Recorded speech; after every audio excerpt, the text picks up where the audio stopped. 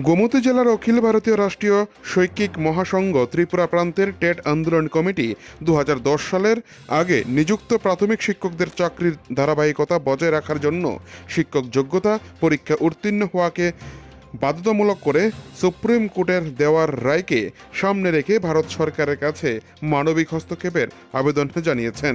বৃহস্পতিবার বিকেল 5টা নাগাদ গোটা ভারতবর্ষের সাথে গোমতী জেলার অখিল ভারতীয় রাষ্ট্রীয় শৈক্ষিক মহাসংঘের নেতৃত্বরা গোমতী জেলা শাসকের নিকট এক ডেপুটেশনে মিলিত হয়।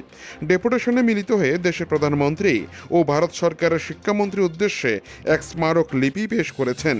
এই দিনে ডেপুটেশনে অংশ নেন ABR-SM এর সম্পাদক প্রসেনজিৎ দেববর্মা, কার্যনির্বাহী সদস্য তপন মজুমদার ও সদস্যা পূর্ণিমা দেবনাথ সহ প্রমুখ।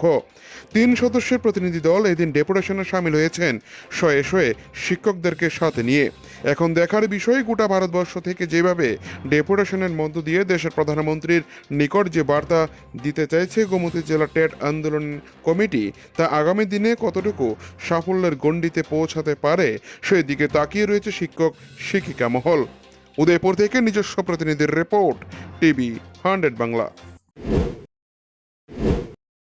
অখিল ভারতীয় রাষ্ট্রীয় শৈক্ষিক মহাসংঘ ত্রিপুরা প্রান্তের পক্ষ থেকে 29 মে 2026 মহামান্য সুপ্রিম কোর্টের যে রায় এসেছে যে টেট বাধ্যতামূলক করা হয়েছে সমস্ত শিক্ষকদের জন্য, তো সেটার থেকে আমাদের 2010 সালের আগে মানে RT অ্যাক্ট চালু হওয়ার আগে যারা শিক্ষকতার কাজে নিযুক্ত হয়েছেন ওনারা যাতে এটার থেকে ছাড় পান সেটার জন্য সারা দেশব্যাপী প্রতিটি জেলাতে জেলা শাসকের মাধ্যমে মাননীয় প্রধানমন্ত্রী এবং মাননীয় কেন্দ্রীয় শিক্ষামন্ত্রীর কাছে আমরা একটা স্মারকলিপি জমা দিচ্ছি এবং সেই দেশব্যাপী কর্মসূচির অঙ্গ হিসেবে আমাদের গোমতী জেলাতেও আমরা আজকে আমাদের যে জেলার প্রতিনিধি দল আছে এই টেট আন্দোলন কমিটির, তারা আমাদের মাননীয় DM স্যারের কাছে জমা দিয়েছেন স্মারকলিপি।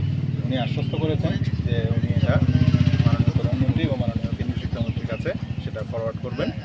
তো আজকের এই কর্মসূচিতে আমাদের স্কুলের অনেক শিক্ষক শিক্ষিকারা উপস্থিত আছেন। সমাধানের জন্য আমাদের মনে হচ্ছে যে মাননীয় প্রধানমন্ত্রী এবং ওনার ক্যাবিনেট বা পার্লামেন্ট এটা নিয়ে যদি সমাধান দিতে পারে, এটা আমাদের বিশ্বাস এবং আমরা দৃঢ়তার সঙ্গে এটাও বলছি যে আমাদের বিশ্বাস যে এই ডেপুটেশনের পরে যে আমাদের মাননীয় প্রধানমন্ত্রী এবং বর্তমান সরকার যে সারা দেশের এই যে শিক্ষকরা যারা এর আওতায় রয়েছেন তাদের জন্য অবশ্যই কিছু একটা করবেন বলে আমাদের বিশ্বাস।